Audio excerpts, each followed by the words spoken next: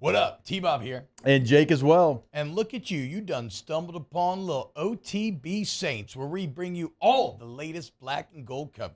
Who are the Saints going to draft? Who's going to be their quarterback? What does the salary cap look like? All that information and more. Hope you enjoy it. Like, subscribe. We were talking about it a little bit earlier about where they're at right now, Nick, because, Mel Kiper's got them taking Jackson Dart 9th overall. That's not gonna happen. Yeah, exactly. Nothing that they've done has shown you that they're going to do that. I mean, they are trying to win now. In their minds, they think they can win now. They're not going to select somebody that's not ready to be a starting quarterback, and we all know that, right? And so that situation, it might be fun to talk about a quarterback. It's not going to happen. And so what is going to happen at number 9? Because, all they've done in free agency is really sign defense and a ton of defensive linemen either coming in or re-signing, restructuring, whatever it might be.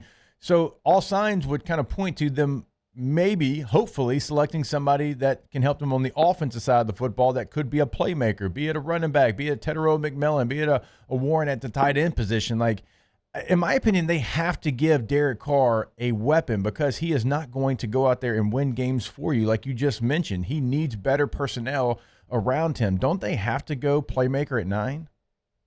Yeah, I think they do. And I don't see Dart happening there. Sanders, look, I don't think he would happen there, but you get on the board and he's sitting there and weird things can happen, so I'll never say never on that. Yeah.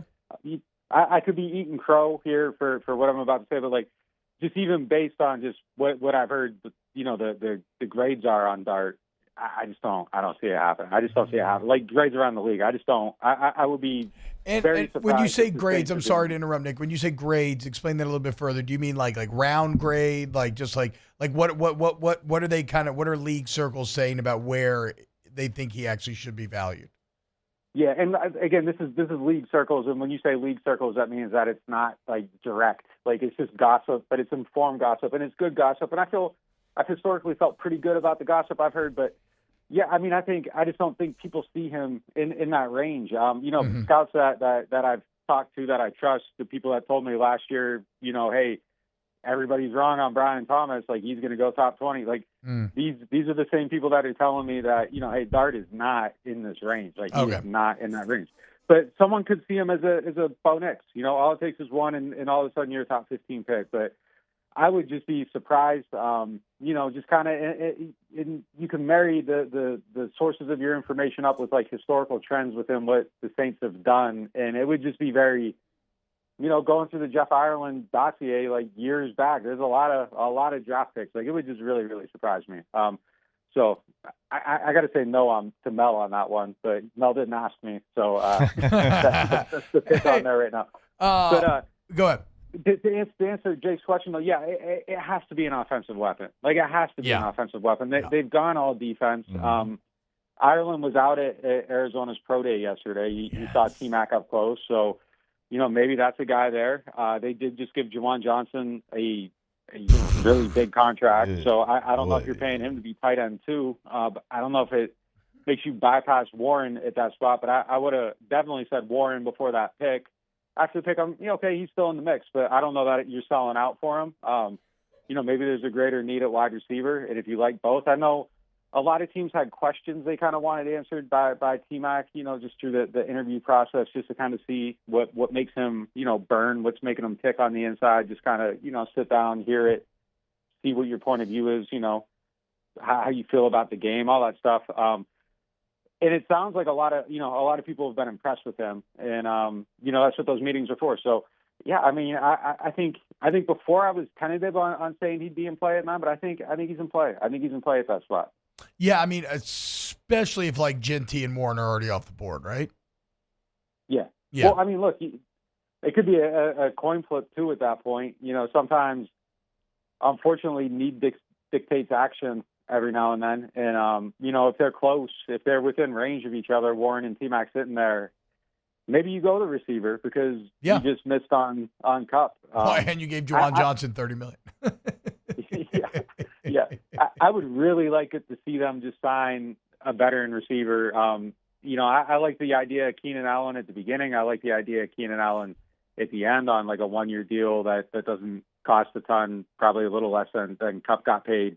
And you just say, you fill that need so you aren't starving when you go into the draft. Like I think that would be a really good move, just to open up your options there. And look, I think having like a big dog, veteran, older guy in that room with those younger players, I think that would be a really smart move too, just to kind of have the guy that's just, he's done it forever. I mean, that's Keenan Allen. Like that's the guy I would go get. But from what I've heard, the Cup thing was more about the player than feeling like you absolutely had to go out and get a certain type of player. Oh my God.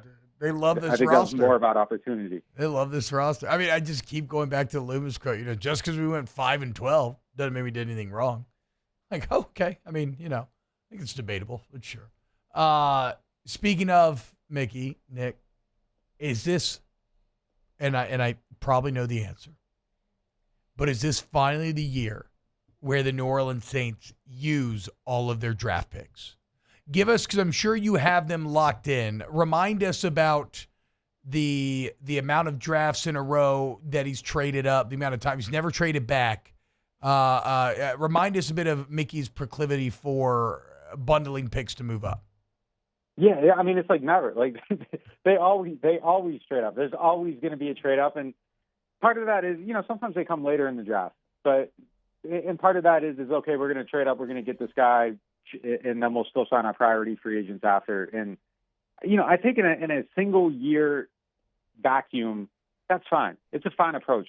But when you kind of go back and start looking at their draft history, and I'm just talking about the day three guys here. When you start going back and looking at their draft history, and you see the lack of picks in those areas, and then you see some of the hits they've had in those areas, like a Caden Ellis, a Will Clapp just came back. Like those are good depth players. And if you hit on a few of those over the years, you have cheap depth. And then when everybody gets injured, you have Caden Ellis coming into the game, and then Caden Ellis is making plays, and then he leaves and gets a massive contract from someone else because he just provided you with amazing depth, and you got him for free, 7th round. It worked out a hit.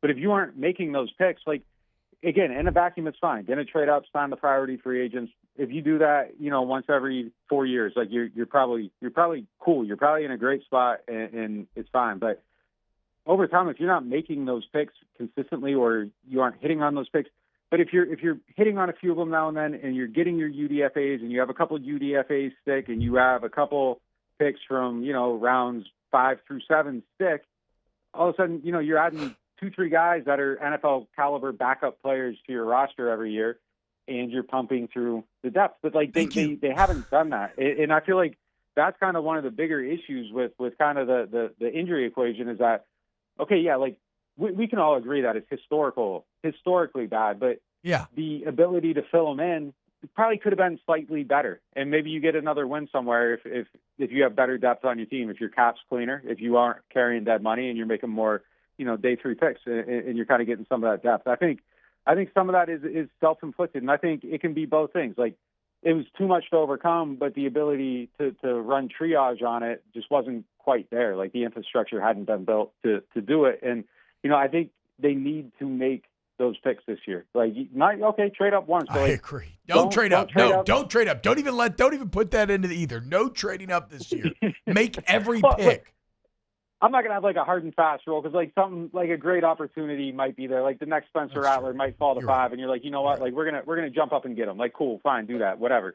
You want to take a shot on that, but like don't trade them all for Adam Troutman, and then trade a few to get back to Tommy Stevens. Trout. Gun.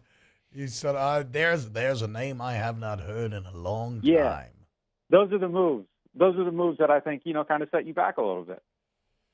Hey, Nick, I do want to ask you about one position that we hadn't really got into, and that's the running back position. That's obviously the most important position on the field. We all know that. Yep. So AK looked, much better last year. Looked like him, his true self, and looks like he can be such a focal part of the offense still. But what does it look like behind him? Right, you've got Miller, who's had, so many weird moments already in his NFL career, not being available, not being on the field, kind of disagreeing with the head coach there. Yeah. You've got Jordan Mims, who's somebody that is exciting. Undrafted free agent guy that's shown flashes. You signed Clyde to another deal here. Like, what does it look like? And do you think they maybe look at the running back position in the draft, or do they like this group to move forward? I think they have to add another one. I think it's almost like a must I just don't, I don't feel great about any of those other guys. Like, I don't think you can treat Kendre like he's anything at this point. If he surprises you, he surprises you. Yeah. They decided Velus Jones, who had been a wide receiver, transitioned to running back. They see him as a running back. I don't think he makes the team. So I think you need like another serious option there just to get the pipeline going. Like even if it's just, just to get someone in here so that you have a transition plan at some point. Well, providing, Alvin can still be the number one, but you get someone behind him, and if he's good enough, you got a duo. If not, like you still have good depth. But I think there has to be another answer there, and just where Alvin's crossing that 30 threshold, like it's okay, I think, to count on him still, but you have to have a serious insurance policy there, just because reality tells you that he's going to miss some time at some point. He missed some games last year. Played through everything, but at a certain point, like that accumulation of things kind of takes you off the road every now and then. And I think you just have to be realistically prepared for that. And if you aren't, I mean, it just would feel like poor planning. So with that in mind, quick one here, because we've kept you long already, Nick, as we're wont to do. If Genty's on the board, is he just number one with a bullet? Like, is there anybody that could be on there that you would take instead of Genty? I would have to. I would like me as I would take him. Like I would take him. I would have to. I think he's special. I think he's different. I think he's someone that you can kind of build your team around. That the league's transitioning back toward it, and I think it's. Look, if I was running a team, I would spend all my money on the offensive line. Like that's just what I would do. But I don't see a guy there that you can take at 9. I mean, Will Campbell might be there, but if this is my staff and how they're building it, like they just wouldn't put Will Campbell at I'm not. He's not a tackle in Jeff Ireland's historical draft trends. I'm not drafting a guard at 9. Yeah. So I think Genty would be my guy. And look, secondly, even if I'm just building a team and Fuaga's my other tackle, I don't want 2 tackles with short arms. Like I don't want 2 exceptions on the ends. Like I need one guy with like prototype size. And I think Will Campbell has a chance to probably be an extremely good NFL player. It's just for this system, I don't want 2 guys that you have to bend the rules for. And I bet my rules last year, so I don't know that I could do it this year. But I think he has a chance to be a franchise cornerstone type player for somebody somewhere. And it is a question though if it's tackle or guard. And taking a guard at 9 is rich when you have that many needs. Nick Underhill, Nick_Underhill on Twitter, guys. neworleans.football is a site. I mean, just great pieces all over the place. Keeps you up to date with everything that's going on for the draft, free agency, everything else. Nick, thank you so much, brother. Yeah, fellas, take it easy. Wow, just amazing black and gold takes right there, Jake. I don't think I've ever heard any takes that are better than the 2 guys that just gave you that take. And you can keep getting them by going ahead and liking, subscribing, ringing the bell to get notifications when we post. Have a great day. We'll see you on the next OTB Saints.